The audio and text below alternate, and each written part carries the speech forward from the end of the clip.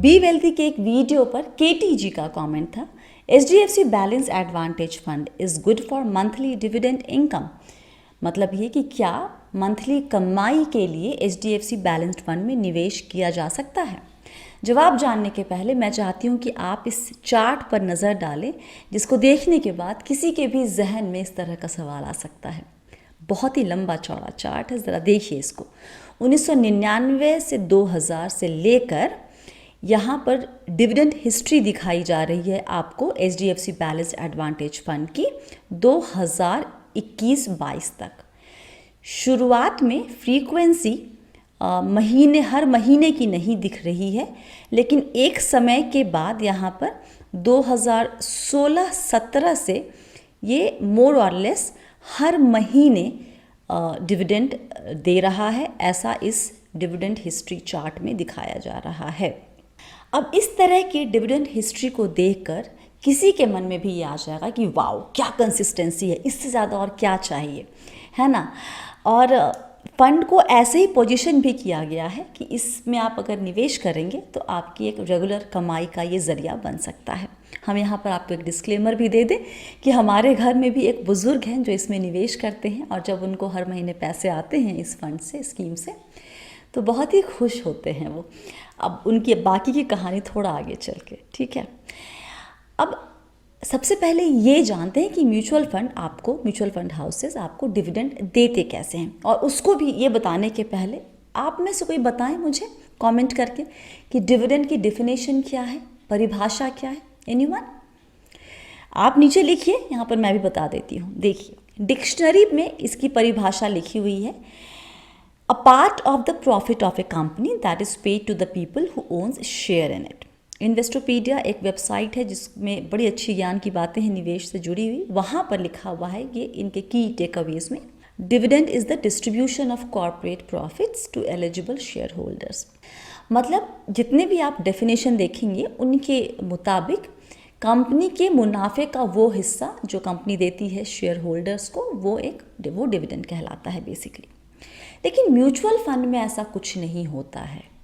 Mutual fund houses का जो मुनाफा होता है उस AMC का, उस मुनाफे से आपको डिविडेंड नहीं दिया जा रहा है। निवेशकों को ये लगता है कि म्यूचुअल फंड में डिविडेंड वही होता है जो नॉर्मली स्टॉक में होता है, लेकिन ये गलत धारणा है, ये गलत सोच है। जब आपको स्टॉक में डिविडेंड मिलता है तो वो एक्स्ट्रा रिटर्न है आपके लिए, राइट। आपने स्टॉक खरीदा हुआ है, उसका कैपिटल अप्रिसिएशन या डिप्रिसिएशन भी होता है कभी कभी, लेकिन उसके ऊपर ये अलग से आपको कंपनी पैसे दे रही है, अपने मुनाफे का हिस्सा शेयर कर रही है। म्यूचुअल फंड में क्या होता है, हमने पैसे डाले हैं एक स्कीम में, फंड मैनेजर को दिए, फंड मैनेजर ने उससे सिक्योरिटीज़ ली, इक्विटी और फिक्स्ड इनकम कुछ भी, राइट। इक्विटी में कैपिटल अप्रिसिएशन हुआ, जो भी स्टॉक लिए हैं उसके प्राइस ऊपर गए, तो आपने कुछ प्रॉफिट बुकिंग की, पैसा अपने पास उसका निकाल के रख लिया। आपकी जो फिक्स्ड इनकम इंस्ट्रूमेंट है उससे आपको इंटरेस्ट वाली कमाई होती है, राइट, तो आपने वो पैसा भी आपकी कमाई है, लेकिन ये कमाई उनकी नहीं है, ये आप ही की कमाई है, आपके पैसे, और अब उसी पैसे में से निकालकर आपको पैसे दिए जा रहे हैं। यहाँ पर आप देखिए म्यूचुअल फंड सही है .com पर, ये जो एम्फी का इनिशिएटिव है बेसिकली, उस पर क्या लिखा हुआ है, वहाँ पे लिखा हुआ है as per regulation a fund can declare dividends only from the gains it has made from the sale of securities in the portfolio और through any current income in the form of interest और dividends. जब fund manager कोई equity में निवेश करते हैं stocks में, तो उनको कंपनियां जब डिविडेंड देती हैं तो वो भी तो उनके पास ही आता है ना, उसी फंड में आता है, राइट। तो वही गेन को फिर आपको डिविडेंड के तौर पर दिया जाता है। तो यहाँ पे AMC के मुनाफे से आपको पैसा नहीं मिल रहा है, आप ही के पैसे की कमाई आपको निकाल के दी जा रही है। इसीलिए जब आप नोटिस करेंगे जब भी डिक्लेयर होता है डिविडेंड तो NAV कम हो जाती है। 50 का NAV चल रहा है, 2 रुपये का डिविडेंड डिक्लेयर हुआ तो उसकी NAV गिर के 48 हो जाती है। तो ये रियल सेंस में डिविडेंड नहीं है, और इसीलिए सेबी ने 5 अक्टूबर 2020 को एक सर्कुलर जारी करके AMC से कहा कि भैया इसको डिविडेंड मत बोलो, ये मिसगाइड करता है, इसका नाम बदलो। और नाम बदल के ये रखा गया। डिविडेंड में बेसिकली 2-3 ऑप्शन होते हैं आपके, पे आउट था, री इन्वेस्टमेंट था और एक डिविडेंड ट्रांसफ़र प्लान था।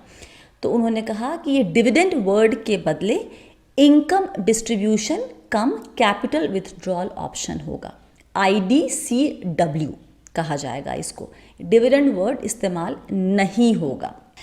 तो आपको समझ में आया कि डिविडेंड एक्चुअली होता क्या है म्यूचुअल फंड में, डिविडेंड के नाम पर क्या होता है। अब सवाल ये आता है कि क्या एक ऐसा फंड जैसे HDFC बैलेंस्ड एडवांटेज फंड, जिसकी हिस्ट्री बहुत अच्छी है इनकम डिस्ट्रीब्यूशन कम कैपिटल विड्रॉल ऑप्शन की, पे आउट ऑप्शन की, उसमें क्या निवेश करना सही नहीं होगा? देखिए, निवेश करना किसके लिए सही होगा मैं ये बताती हूँ। मैं ये नहीं कह रही कि किसी को भी इसमें निवेश नहीं करना चाहिए। डिविडेंड हिस्ट्री देखिएगा इनका, ये पे आउट हिस्ट्री तो बहुत ही इम्प्रेसिव है, लेकिन इसमें कौन निवेश करे, मैं प्रोफाइल बता रही हूँ आपको। कोई भी शख्स जो रिटायर्ड है, पहली बात, जिसकी जो कमाई है सालाना वो बेसिक एग्जेम्पशन लिमिट के नीचे है, और जो इस कमाई पर, मतलब ये निवेश जो कर रहा है इस फंड में, उसकी कमाई पर डिपेंडेंट नहीं है अपने खर्चे के लिए, वो शख्स, ये प्रोफाइल वाला शख्स अपने पूरे कॉर्पस का एक हिस्सा यहाँ पर निवेश कर सकता है। ध्यान रखना है कि यहाँ पर जो आपको सो कॉल डिविडेंड मिलता है उस पे आपको TDS कटता है अगर 5,000 से ऊपर सालाना आपको एक फाइनेंशियल ईयर में डिविडेंड मिल रहा है तो। लेकिन फॉर्म 15H में सेल्फ डिक्लेरेशन दे के आप इसको टैक्स फ्री करवा सकते हैं। तो मैंने आपको प्रोफाइल बताया, क्यों वो प्रोफाइल बताई है? देखिए, मेरे घर में जो बुज़ुर्ग हैं जिनके बारे में मैंने जिक्र किया था, वो अपनी कमाई के लिए अपने खर्चे के लिए, माफ़ कीजिएगा, इस कमाई पे निर्भर नहीं है। उनका खर्चा हर महीने का इज़ टेकन केयर ऑफ। वो क्या करते हैं, वो यहाँ, उनके पास वक्त बहुत है, रिटायर्ड हैं, राइट, तो यहाँ से जो पैसे मिलते हैं उस पैसे से वो हर महीने कुछ और निवेश करते हैं, कुछ किसी स्टॉक में, मोस्टली स्टॉक में, और फिर वो कंपेयर करते हैं। उनके लिए ना ये तरीका एक ज़रिया है अपने आप को बिज़ी रखने के लिए।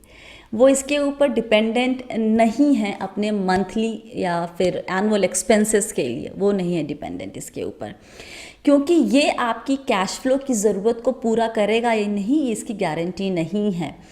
अब क्यों बताते हैं आपको हम। अभी इसका चल रहा है NAV करीब 29.26 आई गेस, हाँ 29.26 जो लास्ट देखा था 2 दिन पहले। अगर आप इसके डिविडेंड की हिस्ट्री देखेंगे पिछले 3 साल की, तो एवरेज निकल जाएगा 0.25 पर यूनिट। अगर मैं आज इसमें 20 लाख रुपए लगाती हूँ तो मुझे अगर 0.25 एवरेज के हिसाब से हर महीने 17,000 के आसपास की कमाई हो सकती है। लेकिन क्या ये 17,000 मुझे अगले 5 साल तक रेगुलरली हर महीने मिलेंगे? नहीं, कोई गारंटी नहीं है। इसकी भी गारंटी नहीं है कि हर महीने मिलेंगे, मतलब हो सकता है कि कभी वो डिविडेंड ना दे, क्योंकि कहीं पर भी उन्होंने ये नहीं कहा है कि वो हर महीने देंगे ही देंगे, कोई गारंटी तो है ही नहीं। तो अमाउंट और फ्रीक्वेंसी दोनों की ही गारंटी नहीं है, दोनों में अनसर्टेनिटी हमेशा बनी रहेगी। इसीलिए आप इसके ऊपर अपने एक्सपेंसेस को लेकर आप इसको अपने पूरे खर्चे की प्लानिंग में इस अमाउंट को इंक्लूड नहीं कर सकते हैं। ये बहुत ही डेंजरस सिचुएशन हो सकती है आपके लिए। अगर आप टैक्स ब्रैकेट में आते हैं और आपको रेगुलर, तो ये ऑप्शन जो है, ये डिविडेंड पे आउट ऑप्शन, ये आपको टैक्स इफ़िशिएंट नहीं पड़ेगा। SWP कहीं ज़्यादा टैक्स इफ़िशिएंट है, क्योंकि जो डिविडेंड मिलता है वो आपकी कमाई में जोड़ेगा और आपके टैक्स स्लैब के हिसाब से टैक्सेशन इस पे लगता है, जबकि SWP में सिर्फ कैपिटल गेन हिस्सा जो है उस पर ही आपको टैक्स देना होता है। और आखिरी बात, आप यंग हैं, अगर आपका पूरा फोकस आपके पैसे की ग्रोथ पे होना चाहिए।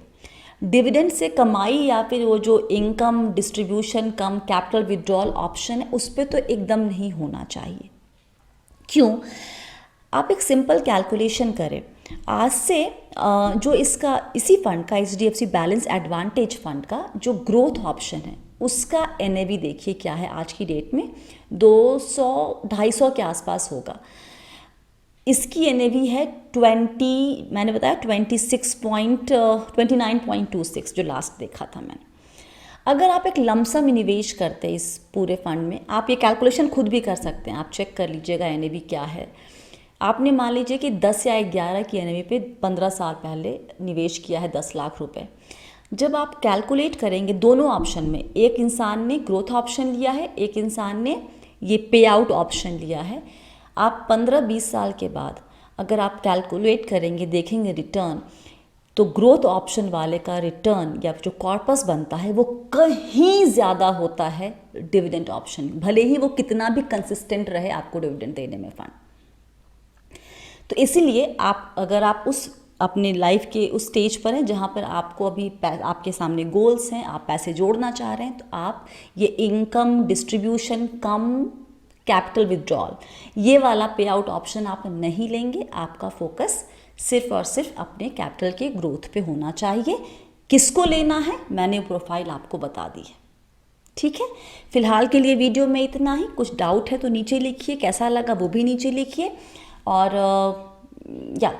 और कुछ शेयर कीजिए, लाइक कीजिए, चैनल सब्सक्राइब कर लीजिए। याद रखिए आप हैं मेरे यानी स्वाति के साथ, और हम सब हैं बहुत ही सावधानी और समझदारी के साथ अमीर बनने के सफ़र पर। आप सभी को बहुत सारा प्यार और दुलार। Stay blessed, healthy and be wealthy.